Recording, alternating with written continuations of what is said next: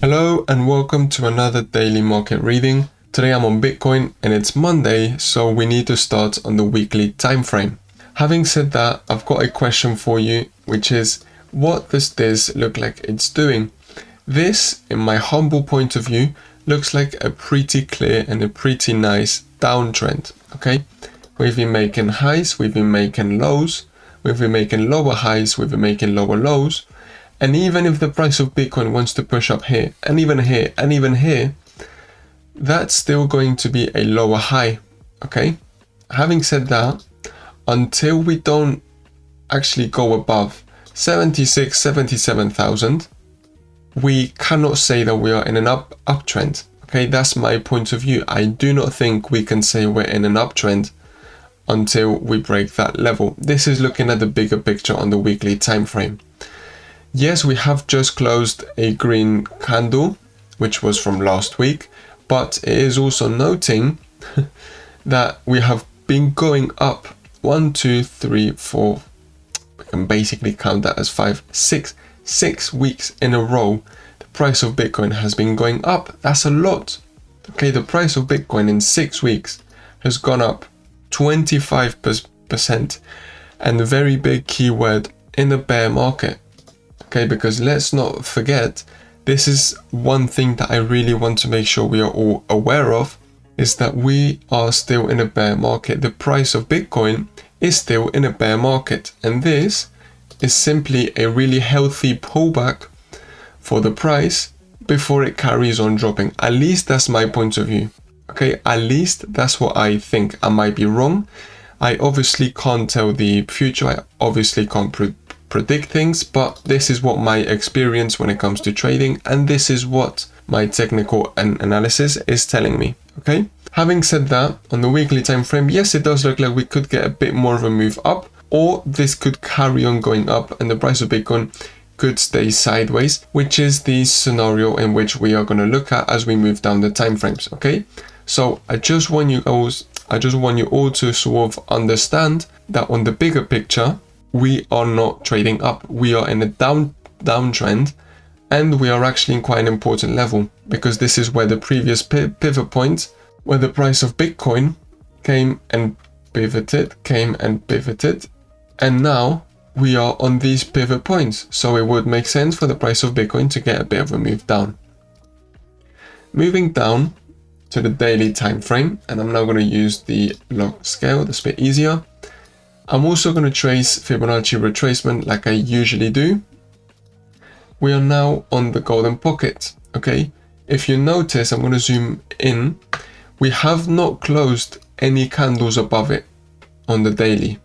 Okay, we've gone outside it, we've gone straight back in, we've gone outside it, we've gone straight back in. Well, today's candle still isn't really closed, but it does look like it is going to be closing negative, and we're not really going to be closing a full green candle outside of the 0.618 level. Now, having said that, one key word that I mentioned before is that I was using the log scale. Okay, if I take it off, we could argue, we could say that the 0.618 level is at 83,300. So in theory, we could go just above the recent high, which is this one, and then get that move down that we are waiting for. Okay, maybe that is one chance, that is one thing that could happen. Although when I'm looking at higher time frames, I personally use the log scale because it's a lot more accurate. Okay, that's how I like to trade, but that's also one of the possibilities. Now, my main thing, okay, this is the mindset that I'm trading with, is that we're in a downtrend, we're in the bear market, the price has gone up. I'm not too bothered of trying to find the exact dollar accuracy if it's at 83,371. I don't know where. What I do know is that now we're in a key point in which Bitcoin should get a rejection back down. Okay, not only that, we have also got an exponential moving average, which is basically where the price is now. We're on this exponential moving average, okay? We could be getting that move down really soon. So why am I saying this? Because I'm not too bothered of trying to find the exact ceiling the exact place where the price is going to come down, I know I'm in a big important area. So what I'm going to do is I'm going to start building my short positions. Is it here? Fine. If the price does carry on going up and I buy here, fine. That's an even better entry point.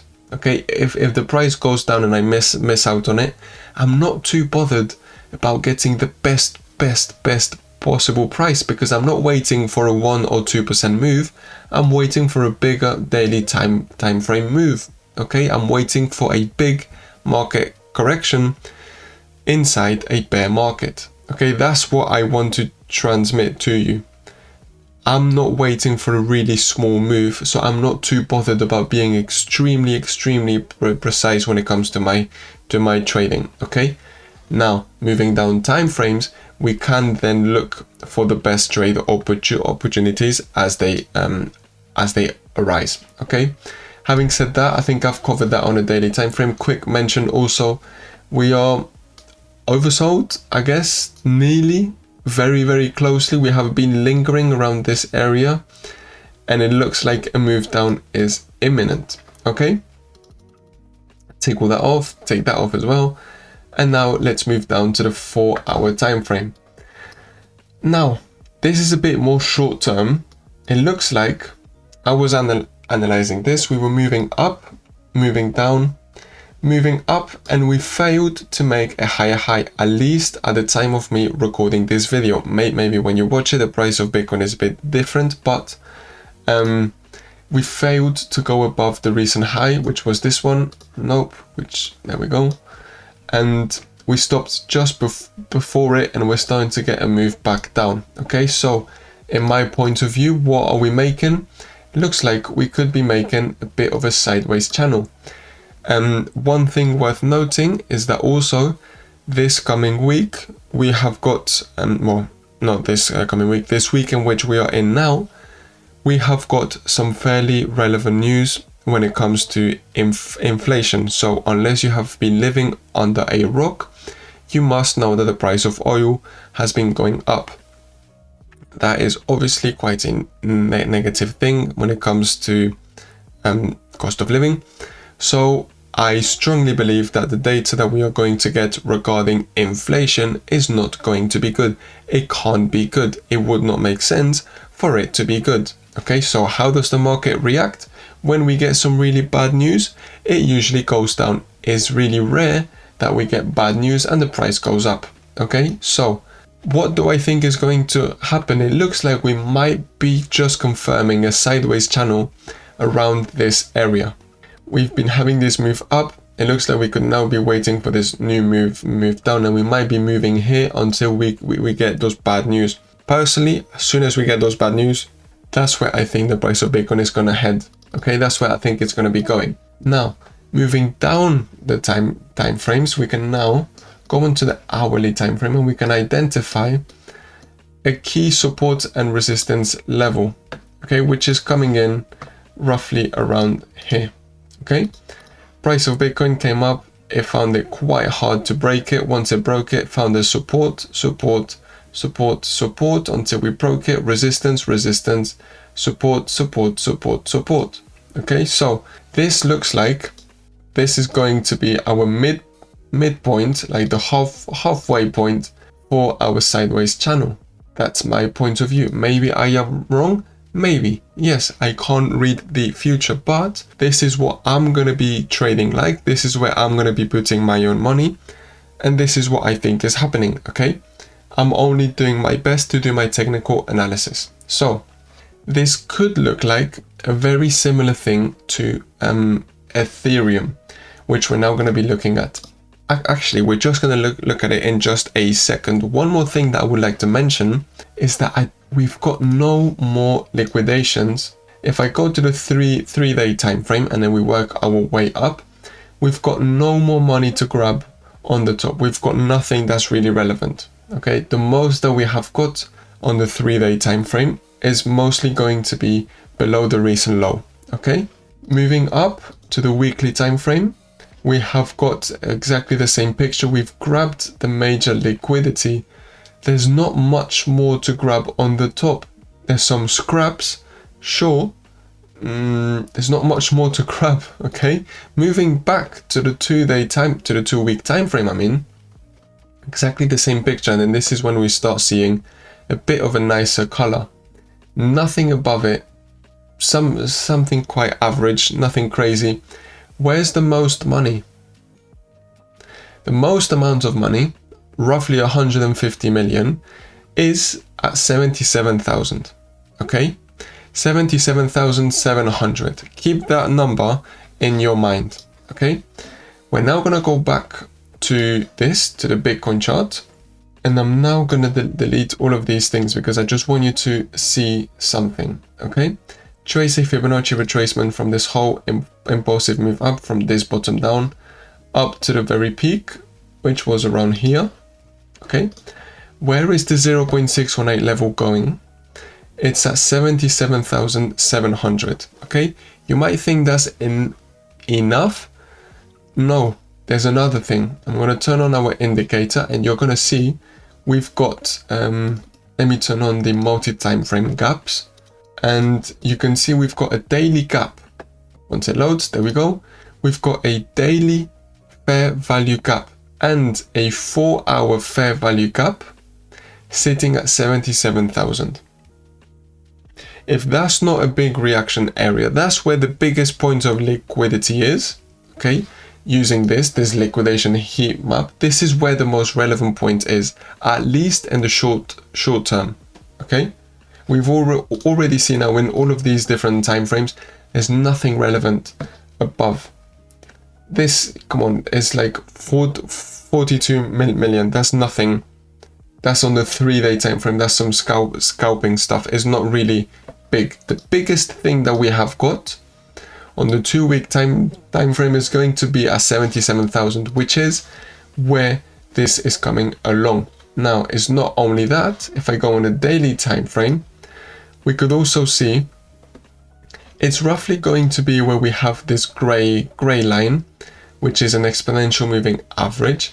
It's going to be roughly where it's going to be coming along as the price moves down. Okay, so they're going to be meeting inside this fair value gap, inside the golden pocket. We're going to have quite a strong connection, quite a big bunch of things all clogged up together. Okay, my personal best entries when it comes to trading, the places where I've had the most success and the places where I've made the most money, have been entries where I have had an EMA and an exponential moving average and a fair value gap sitting in the same place. Okay, so I am looking forward for this. This is going to be quite a nice place, and we might then get a lower low, a lower high, and then we might then finally be starting this downtrend that we have been waiting for quite a while. Having said that, I'm going to end it on Bitcoin, go on Ethereum quickly. And Ethereum has actually been behaving very nicely, and I'm not going to get tired of saying it. I'm going to keep on saying the exact same thing as in all of my previous videos. It's been a really good proxy. It's been a really useful thing for me when it comes to trading. Okay, when Bitcoin hit the recent high of 82,000, okay, Ethereum did this, which was basically going to the top side of this channel. When Bitcoin came crashing down, I know there was quite a few people saying, right, that's it, this is going down, including me. But when I looked at Ethereum, it was just saying, no, I'm just going to the bottom side of this channel. I personally followed this and I went long on Ethereum and I got quite a nice move up. I made some money here. Okay, so I'm gonna carry on using this as a proxy until Ethereum proves me wrong, and until we break up and then start creating an uptrend, or until we break down and start creating a downtrend. I've got no reason to believe that Bitcoin is doing anything other. Okay, so I'm going to be using this as a proxy to roughly give me an estimate of what Bitcoin is gonna be doing. I know I'm not going to base my whole analysis on this, and I don't think that you should either. I'm just saying this is quite a useful piece of information for you to have. Okay, as soon as we break this, I'm going to be waiting for either break, retest, and then on the retest go in, or I'm going to be doing a break, retest, and then on the retest go back in. Okay, one thing worth noting, I'm not really trading any other more coins because they have all been behaving really stupidly. They've been going up insanely. Sui, Solana, ADA, they've all been going up a lot. So it's quite risky me trying to catch a falling knife of trying to go short on any of these other ones. I'm gonna wait and see what happens, wait for these bad news to come, wait for the market to plummet, wait to have a clear structure to trade it, and then only then am I gonna go back into trading altcoins. Until then, the easiest for me to trade now are just going to be Bitcoin and Ethereum. They've got a much more friendly and much more easy to understand and read chart for me, for my liking, for my trading style. And that's what I'm going to be doing. Okay. Having said that, thank you very much for watching. I will see you tomorrow for one more video. Make sure to leave a like, make sure to subscribe, and yeah, see you tomorrow.